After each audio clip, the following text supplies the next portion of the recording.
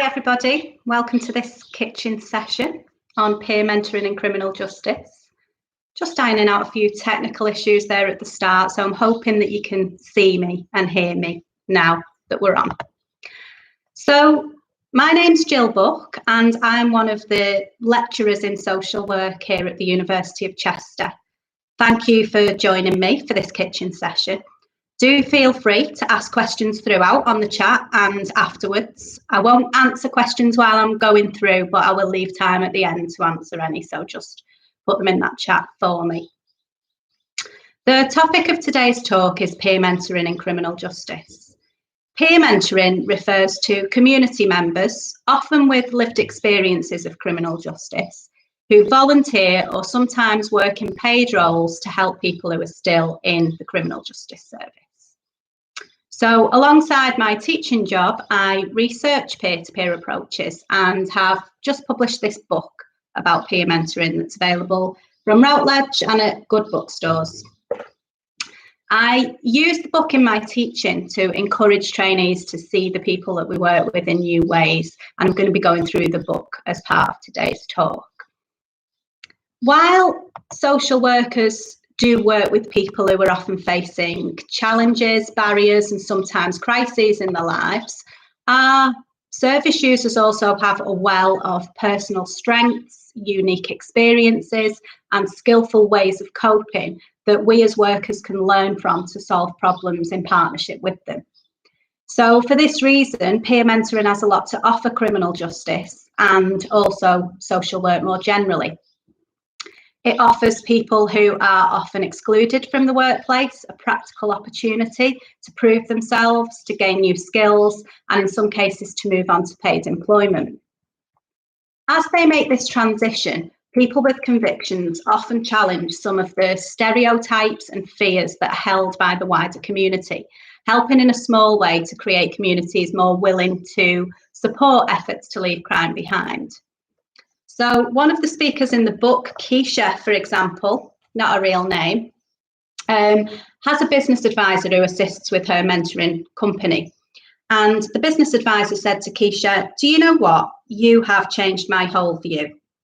I was so negative before." She said she used to manage this company where they used to recruit. And do you know what she used to tell people? Anyone with criminal records to the side. So the presence of ex-prisoners in proactive social roles may help more people to see the positive potential within people who have convictions. Those involved with peer mentoring also often usefully question the power of experts in criminal justice settings, proposing that lived experience can also be a form of expertise in its own right. By drawing on personal experiences of leaving crime behind, mentors invite and enable people who are using services to have self-confidence and hope for the future.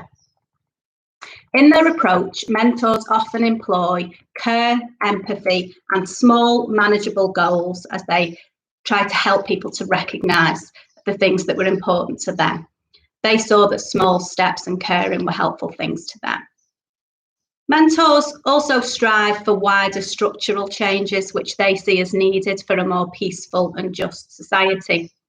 So LOL, for example, is interested in making children's homes and children's care settings safer, given the huge overrepresentation of care leavers in the prison estate.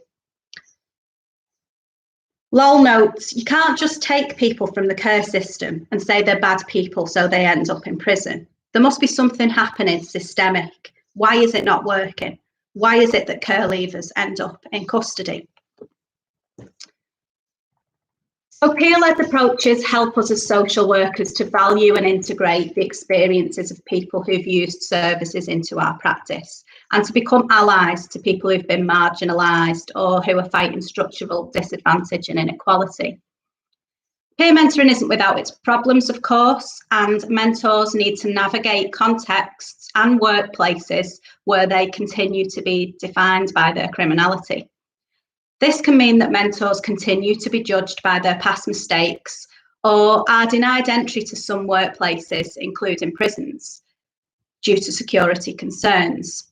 People also describe difficulties progressing beyond frontline roles or being promoted, and even difficulties in having their voices heard outside of their own organisation. So Adam, for example, works with a probation setting, but explains, I've had it as a paid member of probation staff. I've gone there to talk to the client to get ready to be released. I've talked about my criminal past and what I'm doing now and how that qualifies me to offer support, just so he knows he can have confidence in me and build the relationship. By the time I got back here to the office, there'd been a phone call from the head of prison security. Next time you send an offender up here to do visits, we'd like to be notified beforehand. And we were saying he's not an offender, he's a paid member of trust staff. But there was just this hoo-ha about it. So stigma, the kind of stigma that Adam describes there, is a mark that affects many of the people that social workers work alongside. And this is something that we explore in detail on our courses. For the remainder of this talk, I will summarise some of the key themes from this book, all of which are relevant to our work as social workers. And these themes are identity, agency, values, change, and power. So in terms of identity, this is really important to peer mentoring. Mentors are often viewed as inspiring and authentic helpers because they've lived through similar experiences as their peers. So Ben, for example, says, it does seem to work better when you've actually been there. That's how I personally feel anyway. Somebody who's just read it from a book isn't the same as somebody who's actually been there and done it.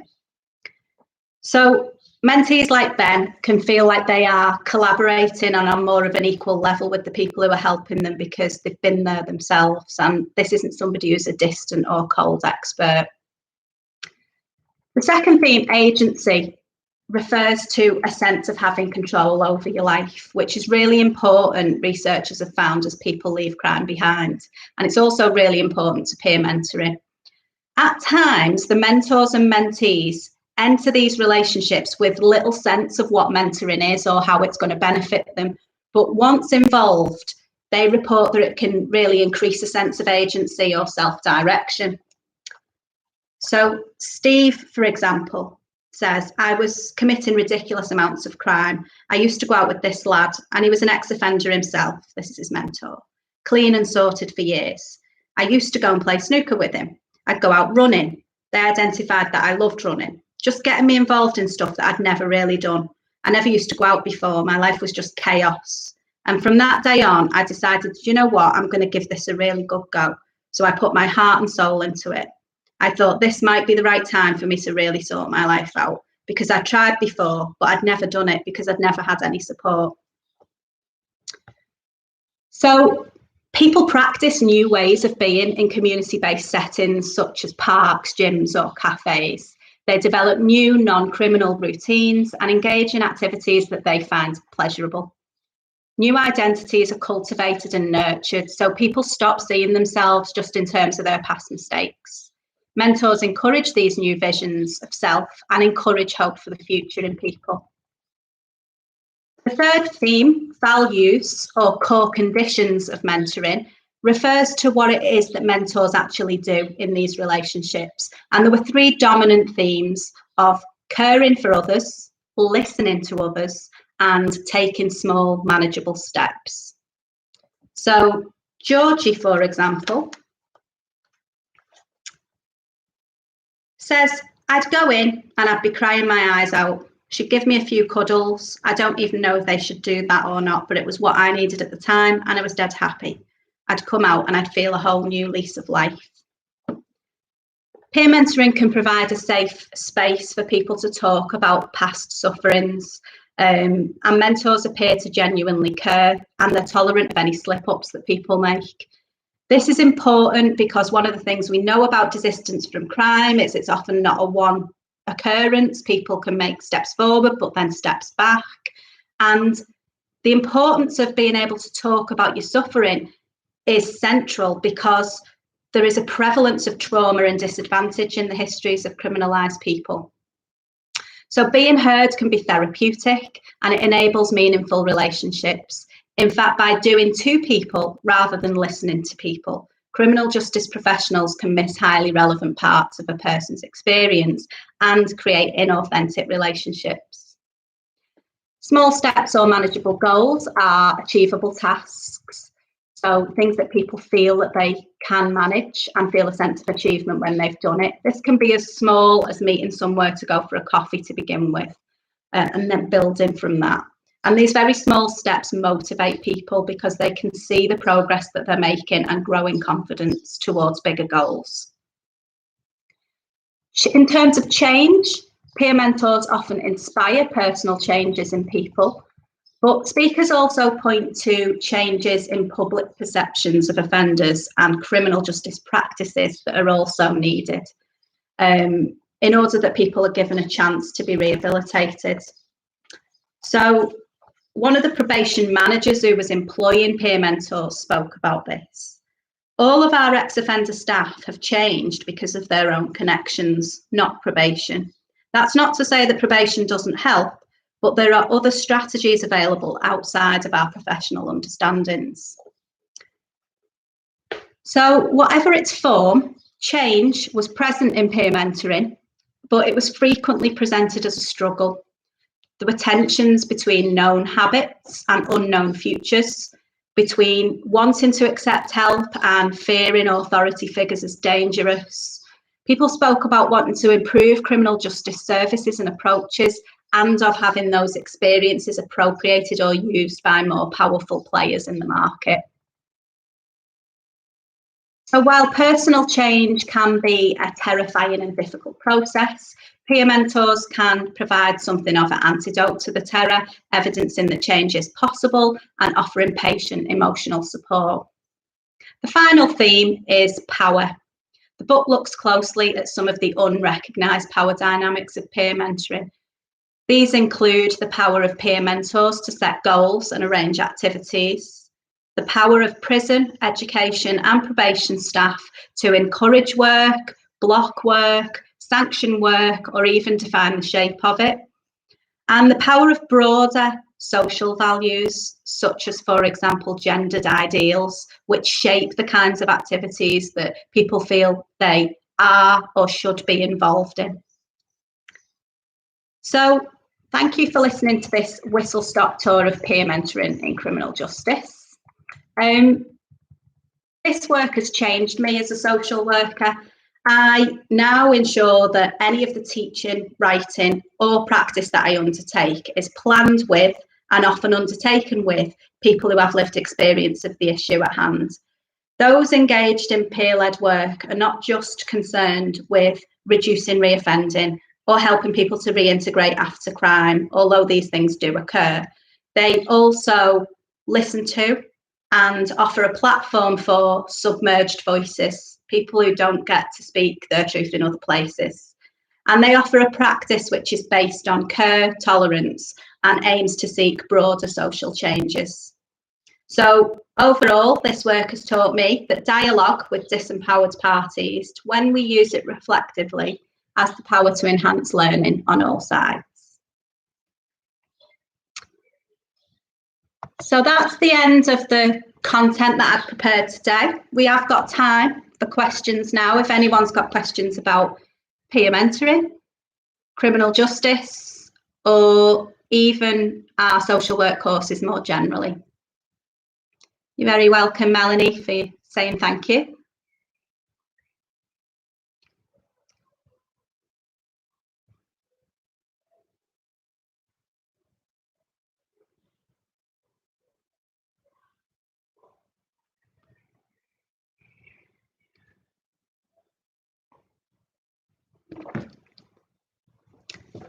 You're very welcome, Kate. We've got up to about 15 minutes, I think, time for questions. So if you are sitting there thinking, I'd like to know this, I want to know more detail, I didn't know what that term meant, do please ask. So there's a question here from Michaela. Thanks, Jill, that was interesting. Is there evidence to suggest peer mentoring works with young people too? Yeah, not a lot of evidence. I have to say this is a young field, peer mentoring and peer approaches more generally. So there's definitely space for more research, particularly around young people. A lot of the general mentoring research was done on young people, particularly in the UK, and they showed modest improvements in reductions in reoffending, for example, attitudes to drug use, engagement with education. So mentoring generally has quite a good evidence base for young people. Sean Creaney at Gill University has just finished quite a large study into the need for peer mentoring in youth justice settings. So that might be something that you want to have a look at. Young people generally have a desire to speak to people who've been in their situation. So there's a drive from young people themselves to speak to people with lived experiences. It's just really important that the people who deliver that work are properly supported to do so, because this is really skilled and emotional work. I hope that answers the question a little. You might want to look up an organisation called Peer Power as well. They're a third sector organisation that work with young people, but also employ young people as researchers, as peer researchers, to look at different approaches. So they might be something you want to look into.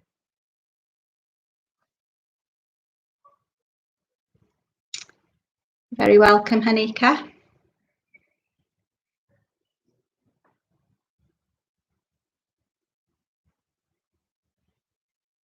I guess, Michaela, coming back to your question about young people, I was answering that question in relation to youth justice and youth crime, but we do also have some evidence that this approach can be helpful for young people who've experienced criminal and sexual exploitation. So there's a study that we undertook a few years ago of a project in Manchester that employs young women who've exited gang-related lifestyles to now help young women who are feeling stuck or are experiencing exploitation. And there's some evidence that works really well.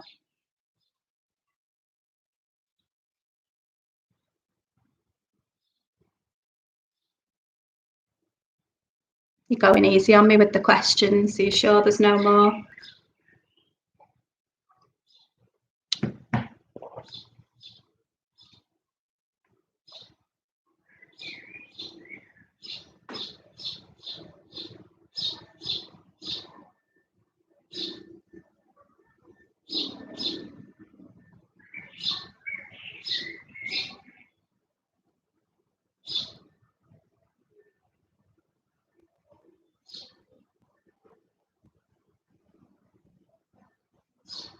My colleagues at the university, I think you're still online. Do you have any questions that have come through to yourselves that I need to answer?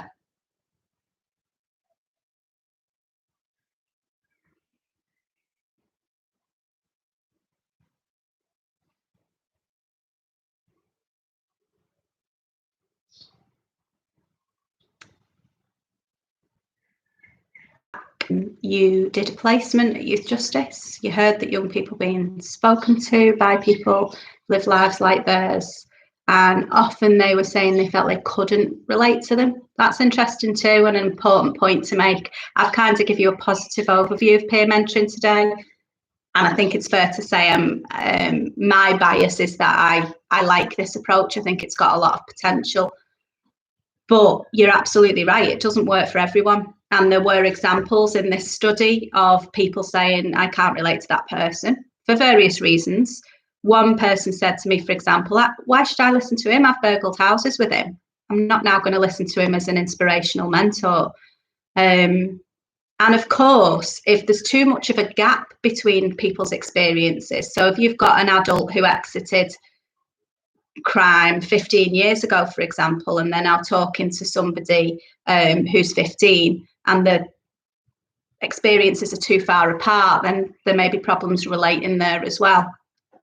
Even if you're two people who seem to have had relatively similar experiences at a relatively similar amount of time, it doesn't necessarily mean that this person's going to be helpful to you. That's why the match is so important. and also the values that that person employs. It's not all about this person telling their story. In fact, some mentors choose not to tell their story at all. But the values and the conditions that they employ in doing the work are really important. So it's important to raise that point. Thank you, Michaela. Kate, not peer mentoring related, feel free to ignore. What are your thoughts on circles of support and accountability programs? So for those of you who don't know about circles of support and accountability programs, there is a link here, Kate, so thank you for the question. A colleague of mine, Dave Thompson, and Philippa Tomczak have written about this approach in terms of the voluntary sector. They are circles of volunteers in a local community who volunteer to wrap themselves around somebody who has been convicted of a sexual crime.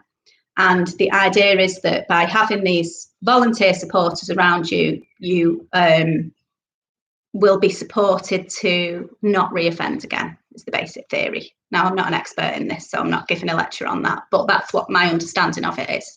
And my understanding is that the research on that is mixed, as maybe you would expect. They see some good results, and there are also some identified problems with it. So, Kate, for a fuller answer to your question, I guess my instinctive thought on it is there's a great premise there. I'm all about when people have made a mistake in their lives or even got into entrenched patterns of a particular harmful behaviour, that there are things that we can do to promote what's positive about that person and to help them to leave that behaviour behind. And skilled, supported volunteers are often well placed to do that, particularly in people's local communities. So I think the premise is good. But as always, there's a need for continued research into approaches and a real need for people to be emotionally supported and for their development to be invested in while they're doing that work. Just because they're volunteers doesn't mean they're not making a skilled and important contribution. We should be looking after people's emotions while they're doing that.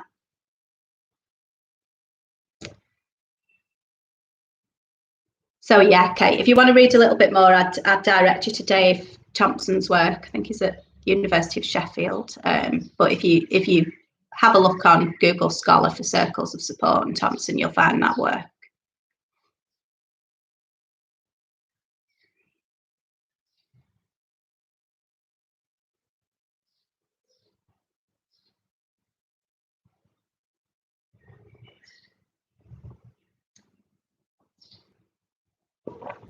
If anyone is interested more broadly in volunteering in criminal justice or joining a network of researchers and practitioners, if you look up CRIMVOL, CRIMVOL, you'll be able to get a little bit more information about some of the work that we're doing around the criminal justice voluntary sector more broadly. Michaela, do you think that peer mentoring is more beneficial for particular types of criminal behaviour over others? Again, the research isn't really developed enough yet for me to answer that question. My sense, my opinion, is that peer mentoring can work for anybody, regardless of what behaviours or mistakes they've done in the past. Christian Perrin, I think it is, has looked at peer mentoring in prison settings for people who've committed sexual offences. So sometimes people think, oh, we couldn't do this kind of work for certain types of crimes. That isn't the case. This work is available to anybody. But as some of the mentoring organisations talked about in the study, it's really important that we have skilled managers in place who do those risk assessments to make sure that volunteers feel supported and skilled enough when working with particular issues, and that they have space to come back and reflect on things that they might be finding difficult or things that they feel are out of their skills ability, so that they can get support to do the work properly.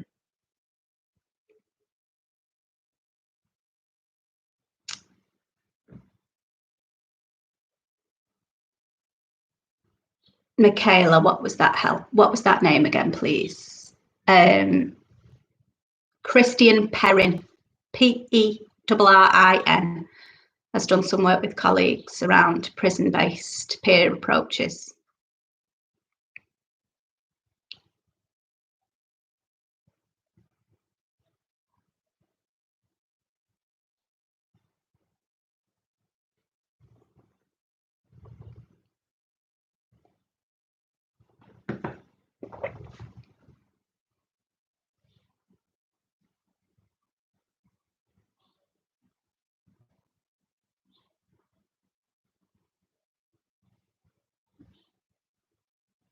I think for if you're looking for reading, because a lot of the questions seem to be around the effectiveness of the approach, another author who started to look at this work is Sarah Nixon, who again has looked at peer approaches in predominantly in prison environments. Most of this book is focused on community-based peer mentoring approaches after people have left prison.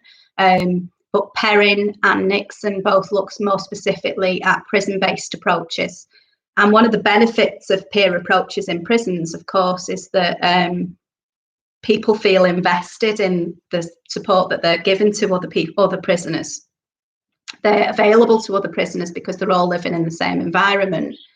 And prison staff are often glad of these, really value these peer workers, particularly where we've had austerity policies that have cut back prison staff to much smaller numbers. So peer mentors are often picking up now roles that were done previously by professional staff. So there's high expectations on a lot of prisoners who are providing peer-to-peer support. And the danger there, of course, is that the reliance on those prisoners becomes too great, because it's already a huge emotional burden to be imprisoned. And imagine being imprisoned at the moment where you're on lockdown most of the day because of the health danger. And then to have an expectation on top of that to be responsible for other people's well-being in the prison is quite a big ask. And I think we need to think carefully about how we support and value those prisoners who are doing that important work.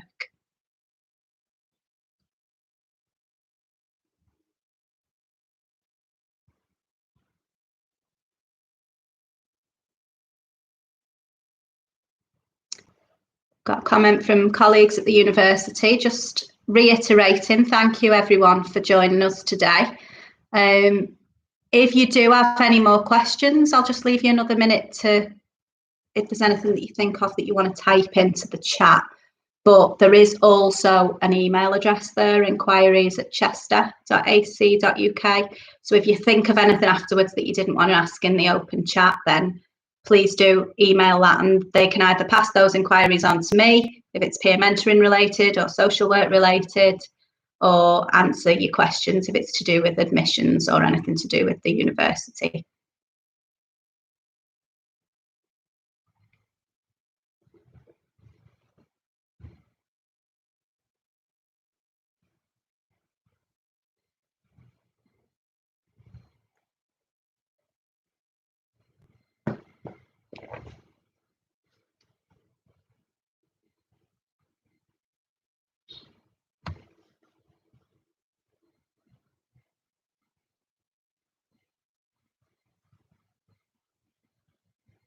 Okay, well, that's almost our 15 minutes, and I'm not seeing any new questions coming through. So just like to thank you all again for being here and staying for the questions. I hope you got the answers that you wanted, and thank you for joining the kitchen session.